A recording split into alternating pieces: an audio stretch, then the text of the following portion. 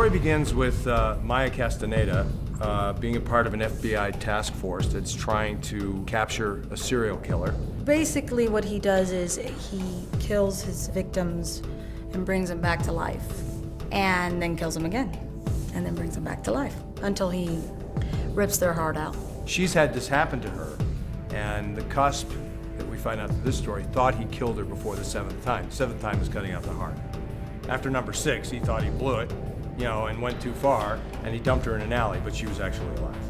Because she's been killed and brought back so many times, the endorphins and the chemicals in her brain created those near-death experiences, opened up a part of her brain that had been dormant, which now allows her to go into the greater unconscious, like a way station where everyone's memories are stored, and she's able to kind of pick and choose what memories she wants to see. For somebody to go through that, the resilience it takes for a character to be able to be killed and come back to life, be killed and come back to life, that you don't really, you know, the line between life and death no longer exists. There's a blur. If you believe in past lives and that we come back, hopefully we come back with a different strength and a different knowledge.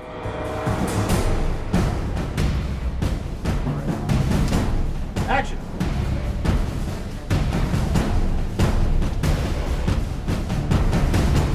My name is Alex Barter. I'm the producer. Lawrence Silverstein, producer, The Cusp, aka C2, Cell 2. To produce a movie is very difficult to do. In today's movie business, the job of the producer has, you know, so many people are producers. There are 20 producers on every movie you find these days. And to us, the job of the producer, we're very proud of our position. We don't want to do anybody else's job. We don't want to direct. We don't want to be the cinematographer. We don't want to be, you know, we're the producers of the movie. The challenge of the movie was to get what we're getting with the time and the resources that we had allocated to us. The biggest challenge was the pressure of having to do that, and I'm proud of what we've been able to do, and I think we've really been able to accomplish something. Well, we also wrote the script, and so it was something, the idea that one could go into the mind of a serial killer, like what would that look like? What would be, you know, how would that play? What would one see? That's what was appealing to us, and that's why we wrote it, and that's why we designed it and created it that way. I think the challenge for this movie is they don't have the luxury of these big budgets, and it's going to rely a lot on the filmmaking and the creativity of the writers. Lawrence and Alex have just been working like madmen around the clock. They're trying to keep the integrity of the story with a really tight schedule, and Tim's working with the limitations of, you know, a very short shooting schedule and a lot of work to do and very little money to work with. Huge kudos to those guys for taking on the task and trying to do something with integrity, and these guys really care. Tim, Lawrence, and Alex, all 3 of them collaborate really well. They work really hard, and they want to make a great movie. Clear him most of the way through. I prefer to clear it, so that we're just passing through them with the shot. Let me take a look at the monitor. Tim Isofano is a director from 24, and he directed an episode of Supernatural. He's been a producer on quite a number of television shows. So when we were looking for a director, we wanted to find somebody who got the genre, who could shoot fast, because we don't have a lot of days, and who had a vision. Because of the, you know, there's a bit of an action factor, there's a bit of a dark, edgy feel to this, and I'm usually doing stuff like that. You know, they don't call me for Desperate Housewives. You know, I'm usually doing things that are, you know, darker and edgier. You know, as a producer, or even when you write the script, you bring it to a certain level, but the job of the director is to take that and bring it to life. You know, so all those different departments, you know, it's really Tim's job to bring the production design and the cinematography and the lighting and this and the editing and all.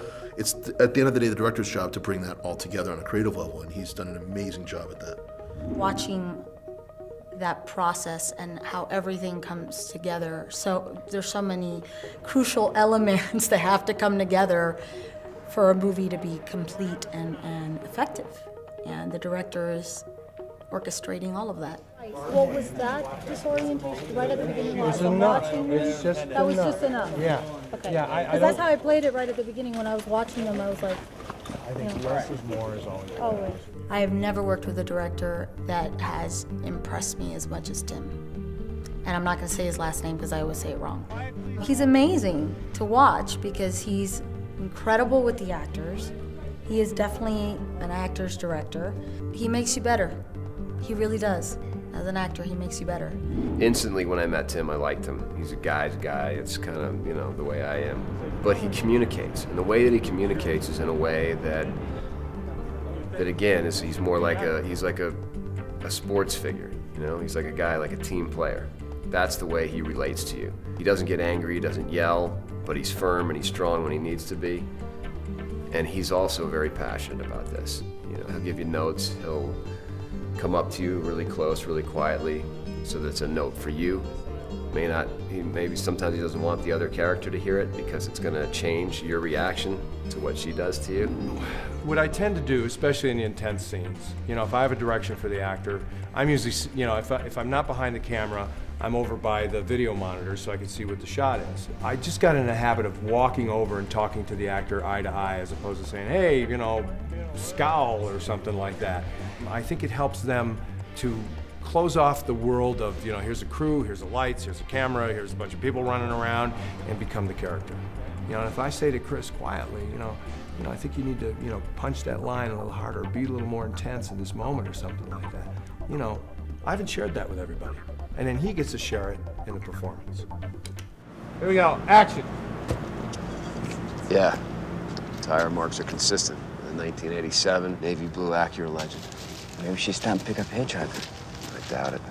Let's take a look around, see what else you can find. Yeah. Chris Bruno is from the Dead Zone. He was the sheriff on the Dead Zone and for 5 years and was amazing, has a huge following from that.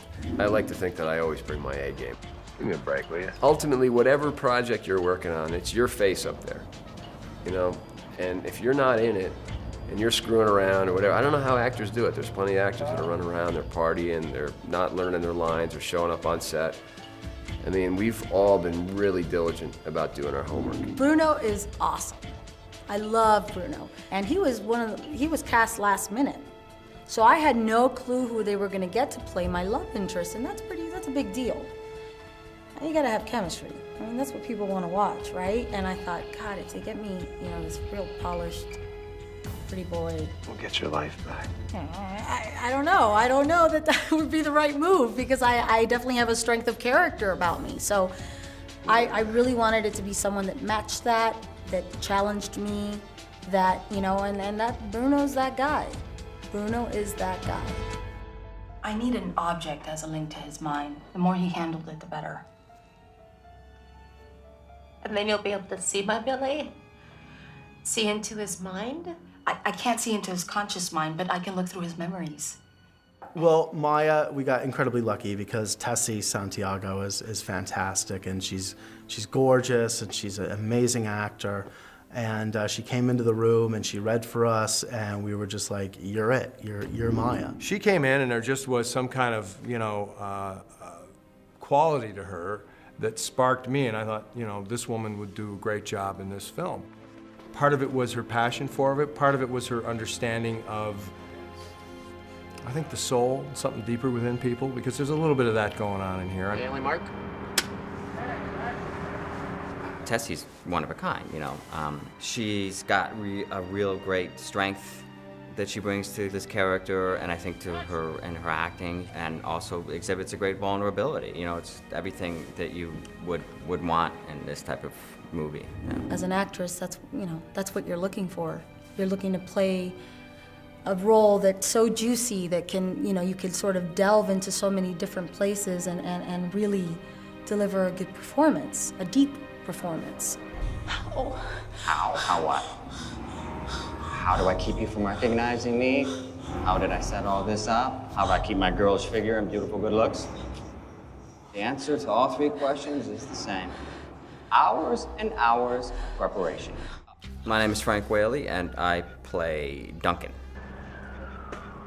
Frank's the consummate professional. I mean, he just comes in and he becomes that character. But the nice thing is when you say cut, he goes back to being Frank. When I read the script, I was really really enthusiastic because of the sort of the psychological aspects to the character, and also the way he goes about it, the way he goes about these murders, the cusp killer.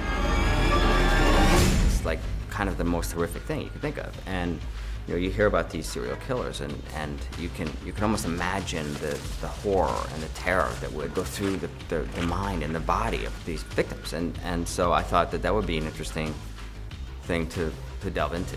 I don't know whether he said it or I said it to him, but we talked about there being an intelligent madness to Duncan.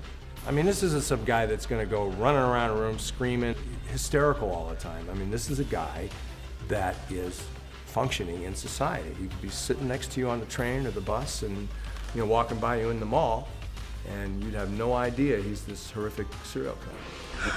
Let me take your pulse. It's okay, I used to be an EMT. Frank's an actor that I've always admired his work, anything I've ever seen him. He just has a certain cadence and a certain timing that he brings to stuff. We have a moment where I've got him trained at gunpoint, he's got a knife to her throat, and he says, "Sheriff, just turn around and walk away." He's playing it real quiet, walk away, and all of a sudden he just goes, "Walk away, walk away, walk away!" And you're just like, all right, he's serious about what he's talking about. I'm like, okay, got it, man. And I start to walk away, and then I won't give away the end of the movie. There's little things that he does in his performance like that. Frank's a damn good actor, and it's been cool working with him. He doesn't like to hang out with us very much, but that's okay, Frank. It hurts a little bit right in here. It's all right. It's not your fault. No, of course it isn't. The next girl he kills won't be your fault either. My name's Bart Johnson, and I play Skyler. Do I have the last name? I don't think I have. Skyler kind of kicks ass. He doesn't really need a last name so much. Those are all real guns right there. All the real things. I don't know why that barrel's so big, but I like it. This is suppressor. You can't hear it. Doesn't make any noise. It's awesome. He just basically runs around with guns. You know, perhaps one like this. This is a real gun. I know how to use it now. I think this button does something. Yes. This pulls this thingy out of the bottom. This is my favorite part, is going, yeah. I'm ready to go. You know, Bart, the funny thing about it is, you know, Skyler's supposed to be a jerk. He's supposed to be abrasive, and Bart's not. You know, Bart's a nice guy. You know, he's this kind of fun-loving, you know, smiling all the time kind of guy. And, you know, but we needed a guy who was a bit of a bully, and Bart pulls that off. I mean, his size alone, you know, he steps into scenes, and it's like, I'm with the FBI. You know, as if the rest of you guys are a bunch of nothings. I did this scene where I got to fly onto set with 3 black Suburbans, lights blaring. Locked up the brakes. 25 SWAT guys come jumping out. I step out, pull out my gun, and go, this way, guys. Now flank in behind me. Now, you guys might not care about that at home, but to me, well, it was the only day I've ever been cool. I guess, you know, it's kind of clear to everybody that he's the star of the film. Funny enough, I wasn't paid the most, and I don't have above title credit.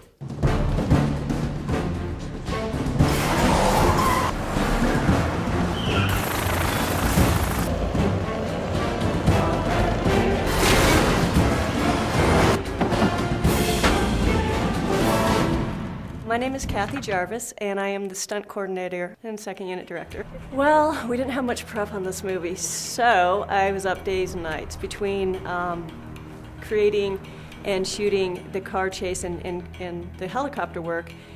It's just long hours, you know, and you really, I mean, safety is always of paramount importance when you're dealing with stunt work. What I like about working on movies like this, is without the big budget, is it's real. So all the driving stuff happened in a day and a half. Everything we do, there's no, you know, nothing's done in post.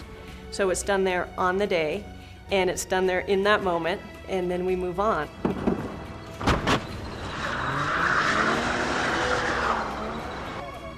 Cut!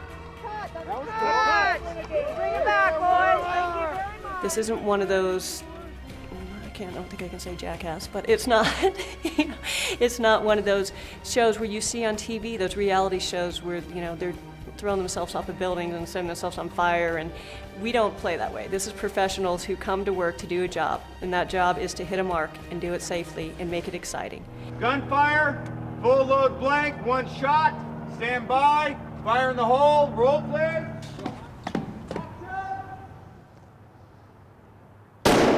We work with the actors on the proper way to hold a gun. There's so many different ways, but this is, they are law enforcement and the characters here.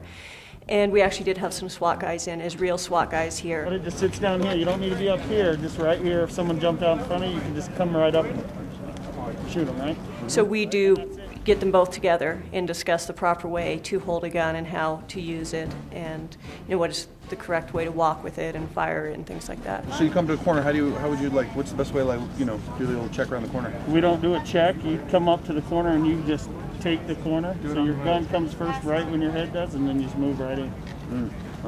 Head goes with the gun. Exactly. In a movie like this, you really have to work on those things because they are portraying those characters who are in law enforcement. There's a lot of action in this film. I was really surprised when I heard that there was a helicopter coming in. I thought, oh, that's great. I wonder how they're gonna, I figured we were gonna be on a green screen with a little skid coming down. It's like a little door of a helicopter up there. And literally we've been in the baseball field in a helicopter, ripping around, guys jumping off the helicopter, a guy holding onto the skid 4,000 feet up, 3 helicopters going. One guy hanging off the skid on the helicopter, another helicopter cruising around shooting it, doing 360 shots like this, and another helicopter with Tim and the whole crew in there watching what these guys were doing. But dealing with a helicopter and a guy on a helicopter, especially this time of year, it's, safety comes first. And then just having a great pilot, having a great helicopter ground crew where everybody's on the same page. It's all in the communication of being extremely clear about what you're doing, what you're getting, and where the boundaries are. It's funny because a lot of movies shoot, in different parts of the state. Not a lot of movies shoot in downtown Salt Lake City, which is where we've been predominantly shooting the majority of our scenes. I love working up here in Utah. It's beautiful. The people are the nicest people on the planet up here. It's cold, but it's beautiful. In Salt Lake City, literally everything is 10 or 15 minutes away. And so when we were making a very ambitious movie with some of these locations you're mentioning, we were able to really utilize the city and utilize the ease of shooting in the city to be able to maximize the production value of the movie by shooting in so many different, very interesting, very big locations. We're shooting now in what was formerly a children's museum, and it's the Cusp's Lair, which is really great.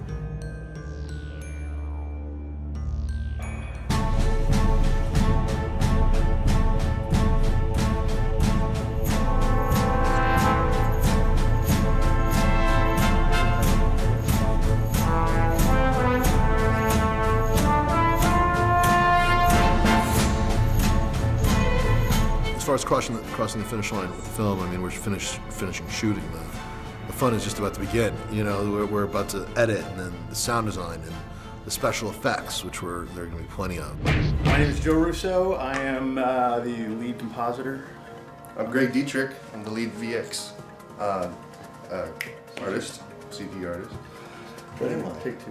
What we're bringing to this is our brand of VFX. There's some creative ways to make some simple effects say a lot, and that way we can save the big money shots for when they're absolutely needed. We would barely have to do anything in this movie. It has its own story that's already told. The fact that we're adding to it and enhancing some of the shots, that's when we're going to show off a little bit. But the goal is to not draw your eye to that. Whenever we get a job, there's always something about the VFX it's going to be a new thing, something we haven't tried before. This is one example of when Maya gets sucked into the Cusp's head. We wanted to find a way to take her from when she's in her mind and wrench her out of there. And there's an interesting sequence that's going to be taking place where she's falling through space like this. She lands on a precipice and then suddenly realizes she's in some kind of hell. I handle most of the CG elements, things that I make in the computer. I'm very comfortable with making things that don't exist in the computer and then putting them in the movie so they look real. I love playing with textures and making things, do things that can't happen in real life. The train station, for example, she's looking through the glasses of the trains. We're going to put a little liquid texture to that, make it like she's picking up plasma or kind of an electric jello, or just, it's fun to kind of do that. So gives us the opportunity to take glass and take it to another level, something you can't do in the real world, And what we've done is we've taken the basic framework of the train station itself, and we've added memories into the windows. We've added these like a liquidity to it, so even though it might seem like something has a rigid face to it, even all the memories she holds in her hands won't have a rigidity to it. They'll all be sort of viscous and gnarly. In the case of the box, in this case I had to build it off of a prop. That was the first time I really had something real that I had to make a version of, and I measured it, textured it, rigged it, animated it, and then I handed it off to be composited, matching the way the We film matched the shot. grain, we put in the shadow pass, all that kind of stuff, so it feels like it's actually the part of the shot. We're taking the sequences where Maya's looking inside other people's heads and making it seem like that's something that's possible. We're adding effects to it to make you feel like you're inside an enclosed area. In the killer's mind is a different color palette. It's darker. Nothing is ever really in focus except for the things that we want you to see in focus. We want you to, while you're watching it, to be searching the whole time and to be feeling like uncomfortable the way that he probably is. Yeah, as uncomfortable as I am right now. Every job's a little different, but pretty much, and since I've been doing, as long as I've been doing this, the movie gets shot, and then like a billion years later, they give you these plates, and then you start to hack into it, and then all of a sudden you have a deadline that was yesterday, and you work nights and weekends and lose friends and weight, and it just becomes this arduous process, and then by the end of it, you wake up and you look at what you've done, and you hope it was as cool as you saw it in your head. I'm finished now. And then you wait for the next phone call.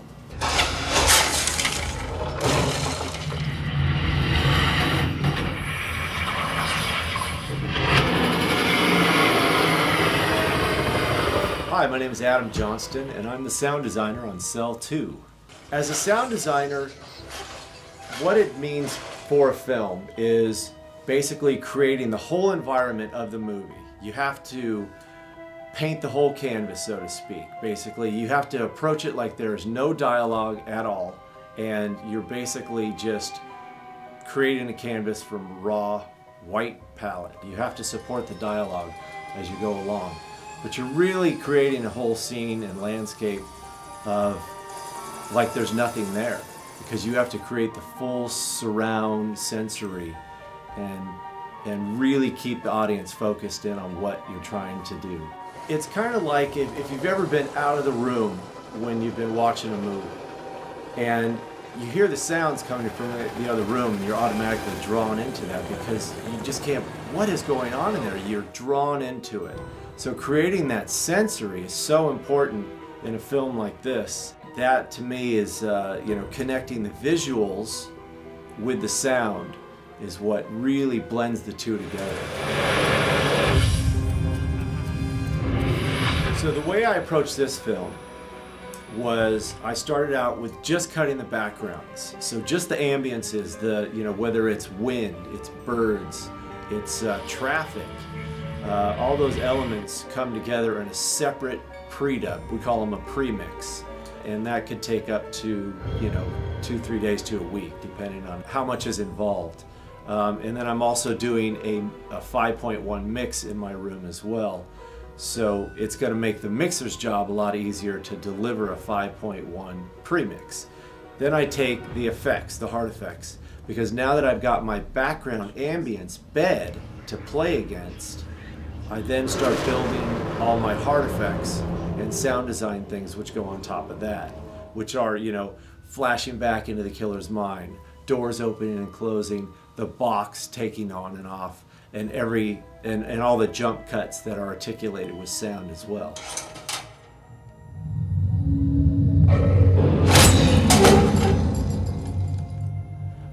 The scene I've had the most fun working on was partly the car chase and pretty much all of the flashbacks. Whenever we go into where the psychopath has the victim, it's a challenge every time to come up with new sounds and new approaches to each scene. You want to see some stuff that's not done yet?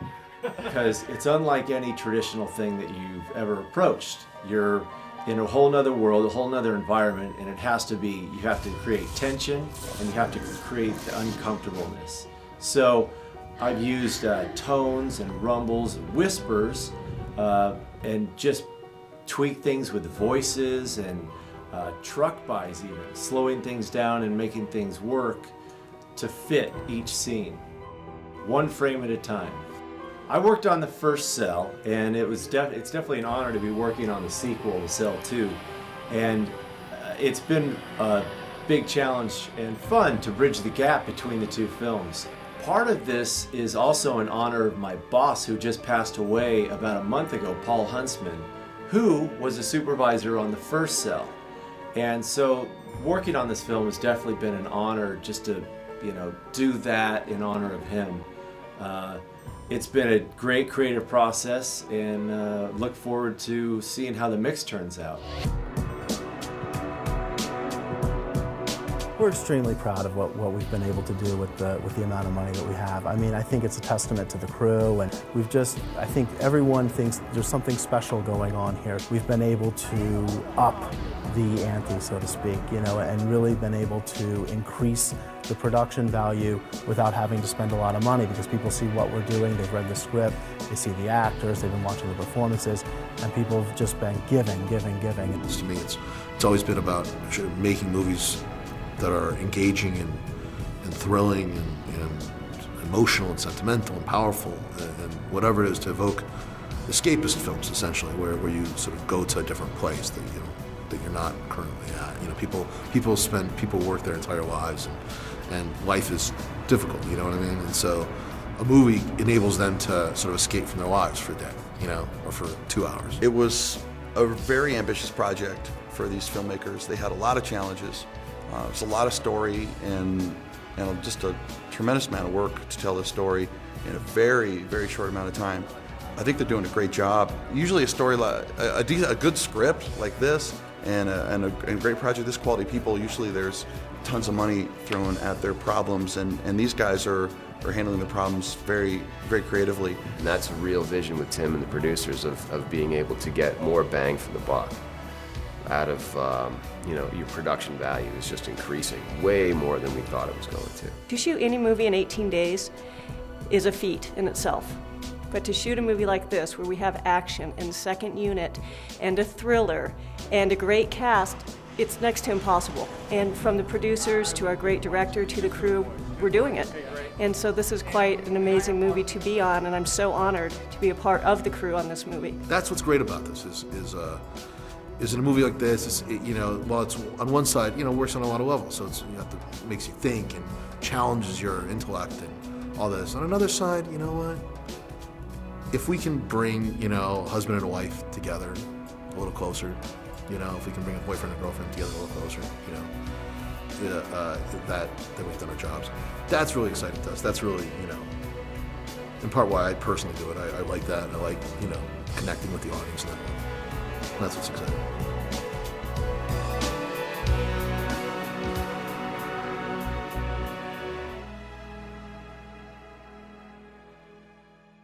Sorry for wasting your time, everybody. Hopefully there's some more features on this DVD that are not going to waste your time. I apologize about this whole mess. I hope the movie is good, because the interviews blow. At least this one does.